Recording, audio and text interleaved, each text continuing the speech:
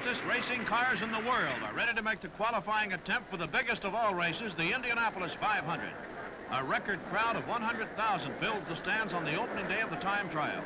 Only 33 of 65 hopefuls will earn a spot on the starting line by running faster than their competition.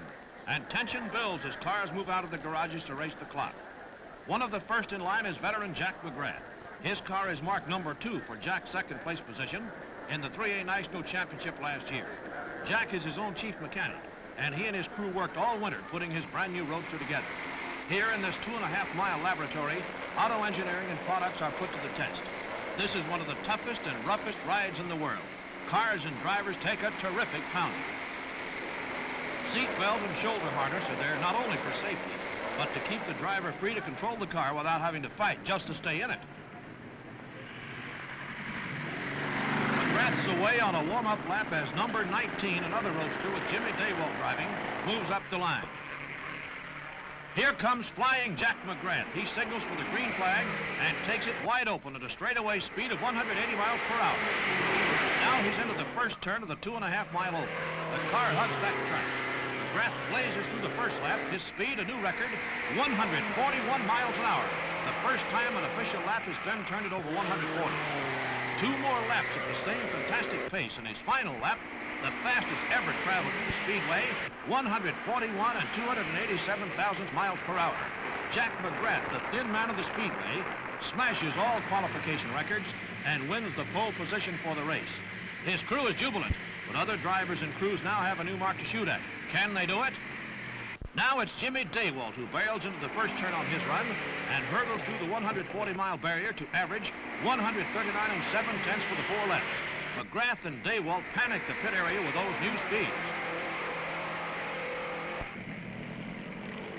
Dwayne Carter rolls away. The pressure is on and they're running scared. He holds onto it and goes on to qualify. National champ Sam Hanks qualifies the number 1 car of the Bardall Special, all 4 of his laps time within 5/100ths of a second. Harry Stevens, chief mechanic, is all smiles as Hank's wife Alice stands by. Chuck Stevenson, Pan American Road Race winner, qualifies at a solid 138. Good news for his chief mechanic, Clay Smith. Jimmy Bryan in number 9, a conventional dirt track car, whips around the track to average 139.6, third highest of the day. Meeting the challenge of the roadsters, Bryan's conventional car joins McGrath and Daywalt in breaking again last year's 4-lap.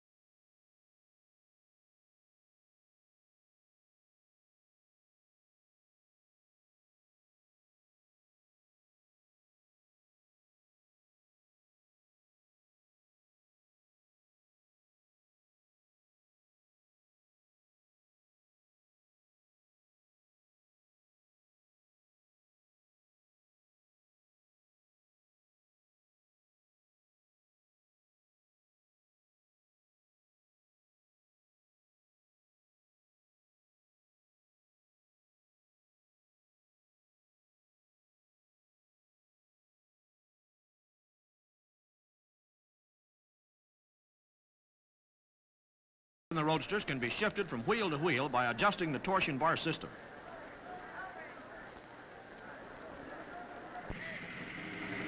But time is running out, and the drivers take over to shake down the cars on the track.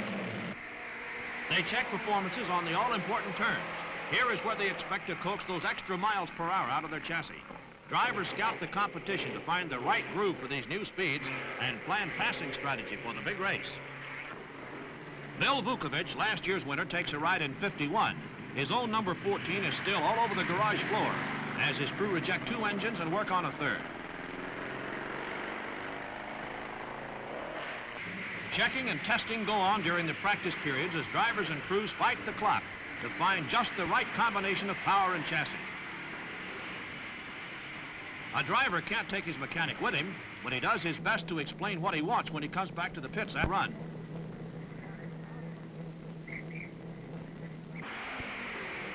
Finally, everyone is called in. Practice is over. Tomorrow they qualify. Good weather and a big crowd greet the last 2 days of qualifications as more than 20 cars are on the starting line waiting for this last chance at the 10-mile run and the race, which looms a week away. There's still a lot of worrying being done. Tony Bettenhausen waits his turn, and Duke Dalen helps him think things out. Vukovich's car, number 14, is being fueled and is finally ready to go, too. And they're rolling. The green silk snap for Frank Arney. He's in trouble.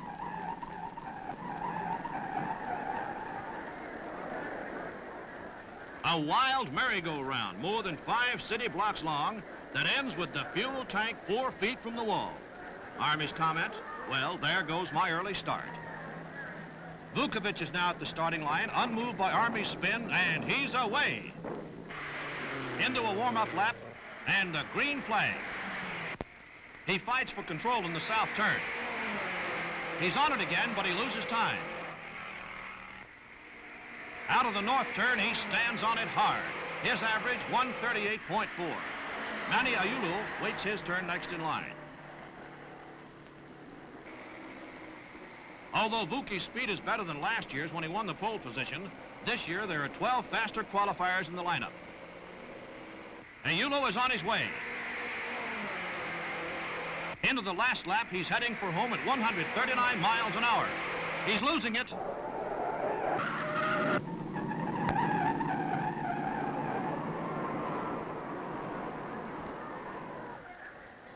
Not a scratch on driver or car.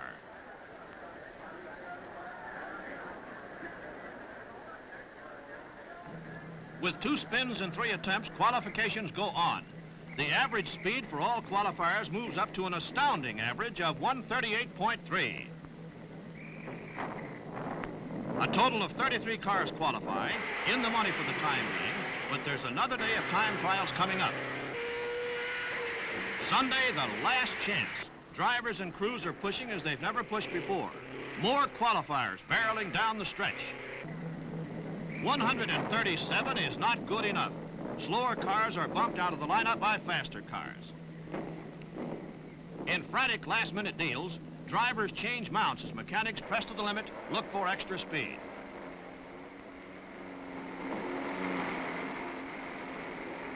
Near the end of the day, number 45 rolls out of the Bardall garage with Art Cross at the wheel. Cross took second place in last year's race. This is the end of a solid month of hard work for mechanic Harry Stevens. With 2 Bardall cars already qualified, he's looking to make it 3. These 4 minutes can be the longest in a mechanic's life. Cross's first lap, a beautiful 139. But Cross is not riding alone. Mechanic Stevens is thinking him along every inch of the way, slicing across the corners, barreling down the straightaway. Whose foot is on the throttle? And Art Cross qualifies at better than 138 miles per hour.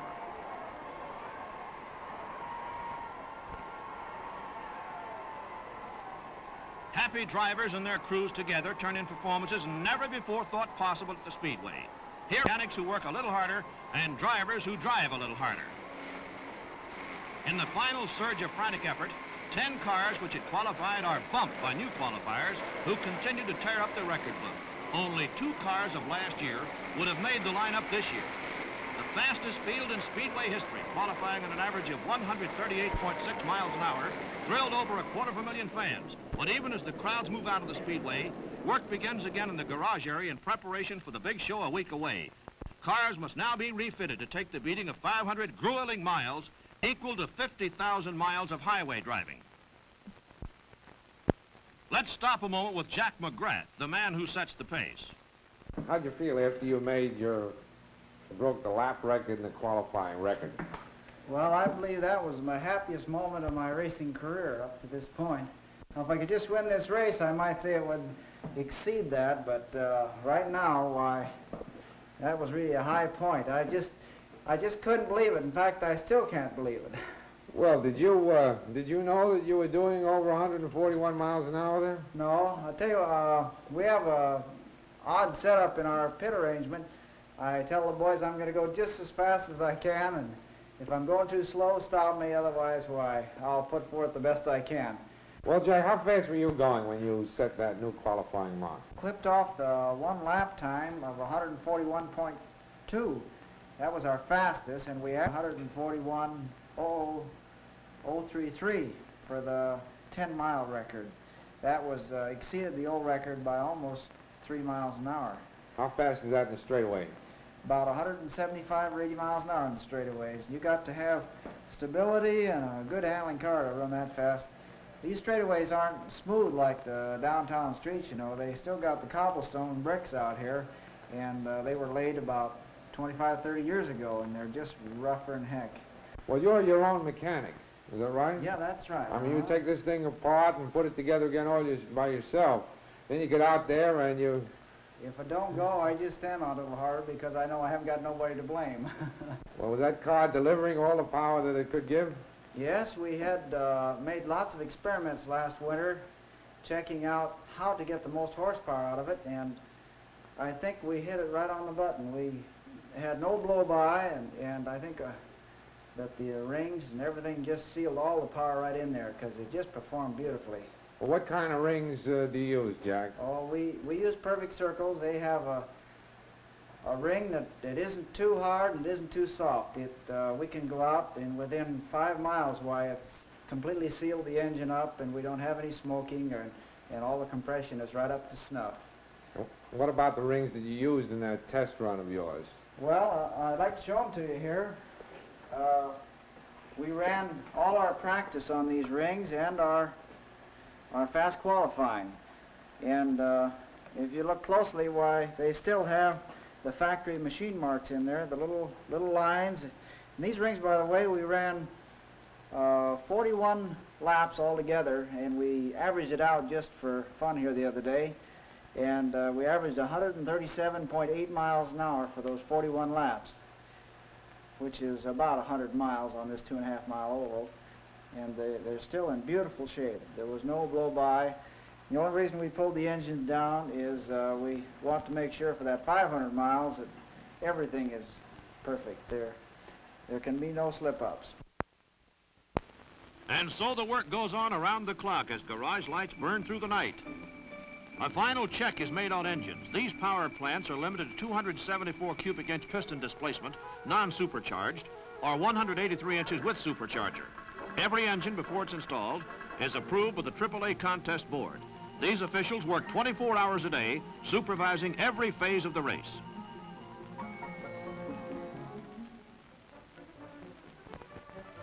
But it's not all work. There's some play, and even mechanics take time off at the mechanics' dinner.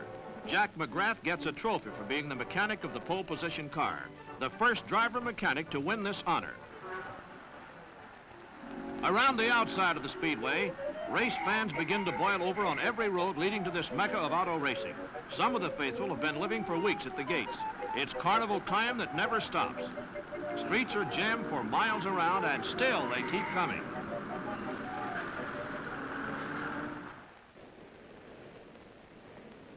Race morning, 5 o'clock. There's the bomb.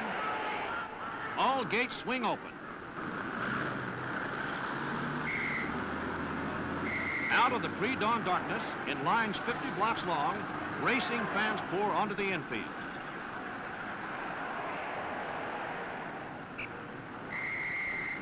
They start at dawn to put up their own grandstands, and in a couple of hours, they're ready. There's some pretty good mechanics in the crowd, too. But there's still time for breakfast, once over lightly, and a chance to catch up on some sleep in the warm early morning sun. Yes, life, it's wonderful. You can say that again.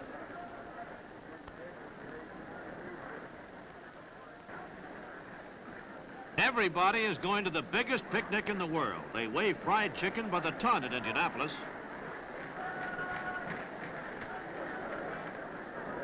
From the control point high on the pagoda, Speedway officials and state police check traffic in and around the track. More than a ton of lost belongings will turn up here tomorrow, and 60 children will get lost in the crowd.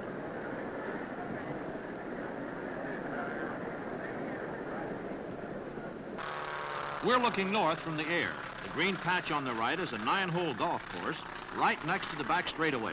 On the left is the main straightaway, the pits, garages, and the starting line. The first turn is in the left-hand corner.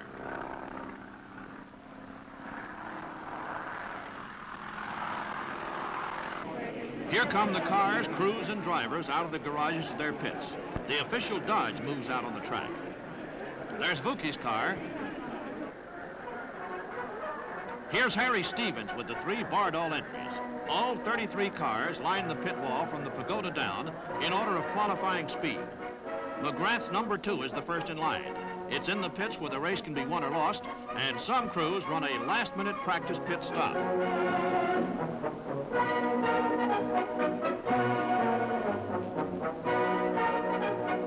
The Purdue University band parades down the straightaway bricks with almost 200,000 race fans looking on.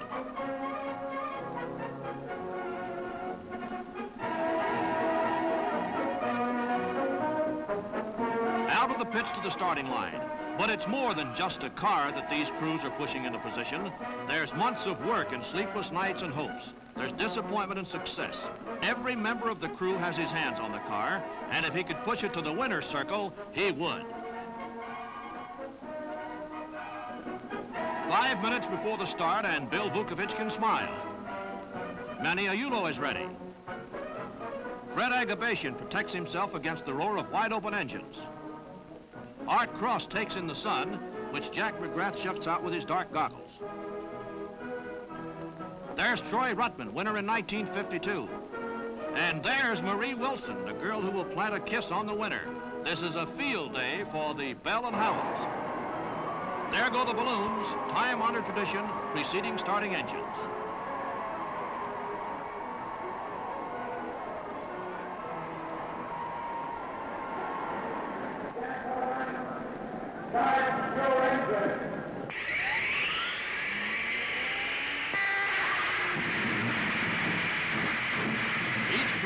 Its hands as a signal that the car is ready. The Dodge pace car rolls out and the field is away.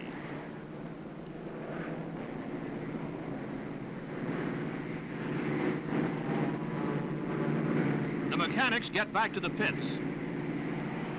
Here they come down the straightaway and into the first turn. Wilbur Shaw in the Dodge pace car, driven by William C. Newberg, Dodge president. Dodge was selected to pace the field this year on the basis of its great performance on the Utah Salt Flats, where it set 196 new AAA records for speed and endurance and became the fastest American stock car ever clocked by the 3A contest boards.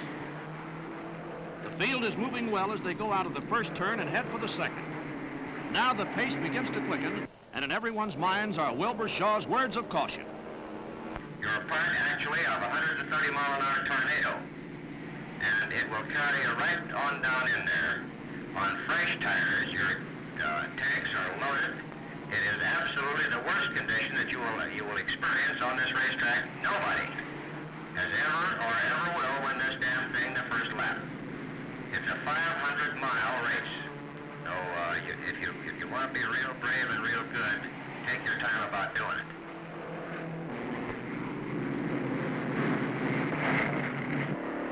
Here they come. They're off. McGrath roars away, cutting across the field to first place. Thompson at 43 is right behind him, and Bryan in number 9 is third. Through the second turn, they're stringing out and settling into the groove. Out of the third turn, McGrath starts to move. Bryan is now second.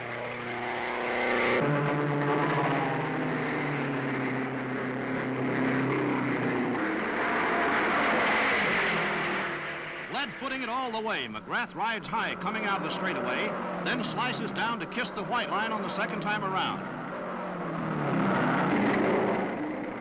Troy Ruttman, 500 winner 2 years ago, charges his number 34 into 7th place.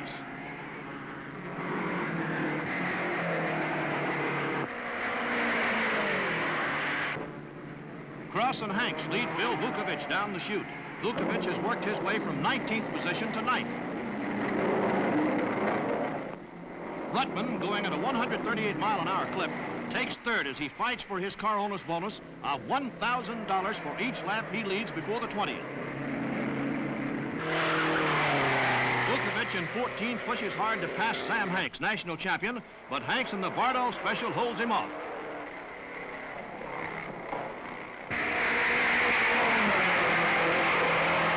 Just look at those boys drive. Ruttman pits on the 19th lap, leaving Bryan and number 9 alone to chase McGrath, now doing 138.8 miles an hour. 5 miles an hour better than any previous record for 20 laps. Vukovich is now 6th. Bob Scott, hard luck driver, bumped in the hectic scramble of last-minute qualifying, stands by Parsons' pit as relief. His hands itch to get on the wheel. McGrath blazes through the 29th lap at 140 and 5/10 miles an hour. Fantastic. Bryan pits on lap 31 after trailing McGrath for 75 miles.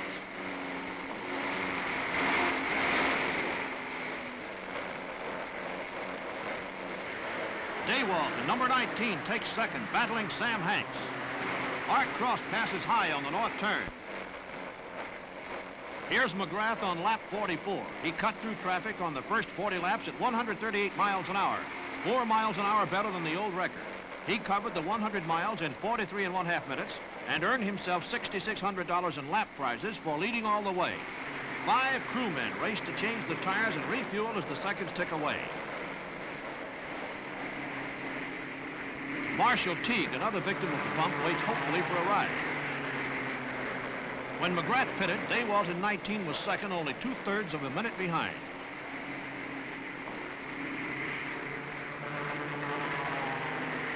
Now Daywalt makes his move, fighting off Art Cross in the Bardol Special to take 1st. McGrath rolls, 4 tires and fuel in 50 seconds. Vukovich, passing inside on the turns, picks up those precious seconds.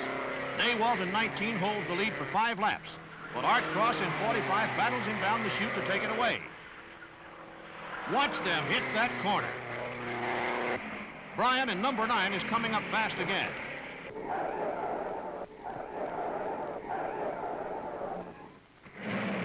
Troy Ruttman spins on the 3rd turn, 3 feet from the wall.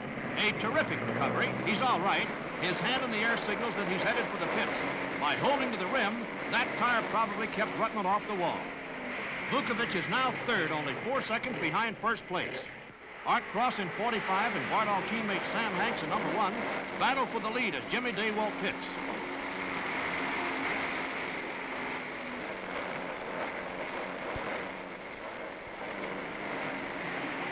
A fresh pair of tires and fuel, and Daywalt is away in only 48 seconds.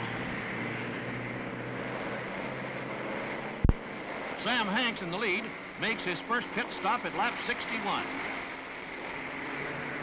Vukovich rolls in, his face black with oil slick and tire dust. It's good for the track, but tough on the face. 38 seconds and Bill is on his way. All the leaders pit between laps 61 and 65. Here is where crew teamwork begins to show. The lead changes 7 times in 10 minutes as crews race the clock. Every man knows his job. Every muscle strains until that tank is filled. Those wheels are on, and that car is moving again. His job is done. Bryan, with an early pit stop, takes 1st. Parsons in number 15 is 3 seconds back. McGrath is 3rd, and Vukovich right behind moves into 4th. Johnny Parsons stalls, leaving his pit after a stop on the 79th lap. AAA rules require a car to be started in its pits. Parsons, winner in 1951, gives way for relief driver Bob Scott, who gets his big chance. But Scott has no better luck than Parsons. Number 15 stalls again, and it's out of the race. McGrath and Bryan tangle for 1st place. Vukovich, now 3rd, is riding 9 seconds behind the leaders. Bryan pits for the second time on the 87th lap, and it's McGrath who grabs the lead. Bryan is losing time, and he hasn't any time to lose. Away in 41 seconds, but enough to drop him to fourth. McGrath and Vukovich a split second apart. On the 92nd lap, they head down the stretch. Here they come. And Vukovich grabs the lead. Bryan in 9 and Daywalt in 19 battle for third place. On the 101st lap, McGrath pits the second time. At the halfway mark, 31 cars of the starting field of 33 are still racing. Vukovich keeps a heavy foot on the throttle of number 14 as McGrath's crew works on the car. Daywalt pits with a loose hood fastener. Man, he wants to go. At the halfway mark, McGrath was only 7 seconds behind Vukovich. Now, with 2 pit stops to Vuki's 1, every second counts. He's rolling. No, McGrath stalls.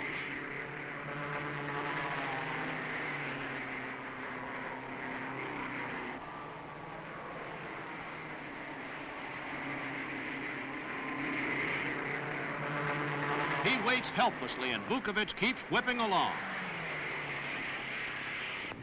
McGrath is on his way after a heartbreaking 1 minute 48 second stop. Daywalt still in his pit.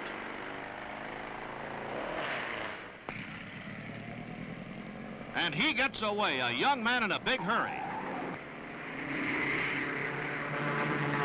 Tony Bettenhausen is through. A burned out bearing sends him straight to the garage. The 4th car out of the race. Troy Ruttman gets a relief driver and cools off, but he's still plenty excited about his spin out at 138 miles an hour. Fire in the pits. Fumes of highly explosive fuel and hot exhaust pipes are a dangerous combination. This one is quickly brought under control. Jimmy Daywalt in number 19 brushes the wall on the north turn and spins across the track. Number 38 with Pat Flaherty driving skids out to avoid a collision. No serious damage, but both are out of the race. The warning signal goes out as the track is cleared and they're rolling again. Vukovich in number 14 holding first. Bryan in number 9 passes the straggler and holds second. McGrath moves up to third. Art Cross comes in with his hand on his head, meaning get this boy out of here. It's a tough race, but even tougher to ask for relief. Johnny Parsons takes over in number 45.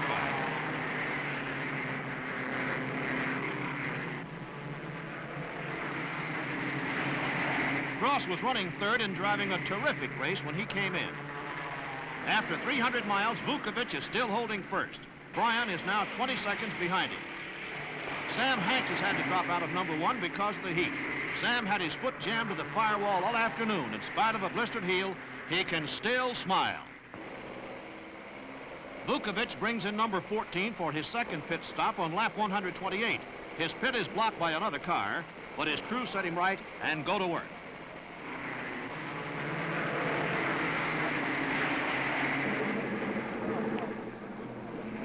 Vuki came in 20 seconds ahead of Bryan, but there goes Bryan in number 9. It's his turn to take back the lead.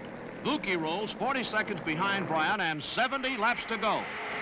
Bryan, with another pit stop coming up, tries to fatten his lead, but Vukovich gains 1/4 of a second each lap. Bill Vandewater, official starter, signals a pass with the move over flag. Vukovich roars into the lead in lap 149 as Bryan pits for the third time. Bryan tears away from the pit wall. He's 16 seconds behind Vuki with 50 laps to go. Vuki's crew signal him to hold his lead, but play it safe. Not Vuki, he's still charging. Bryan comes blazing down the straightaway. He's not giving up. 42 seconds ahead, Vuki stretches his lead as storm clouds darken the sky. Only 30 laps to go. Vuki's crew try to slow him down by hanging out the easy sign.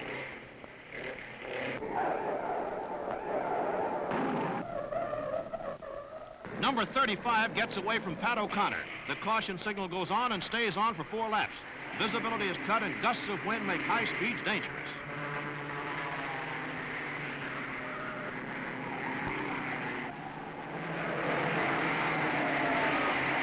Jim Rathman slides for life.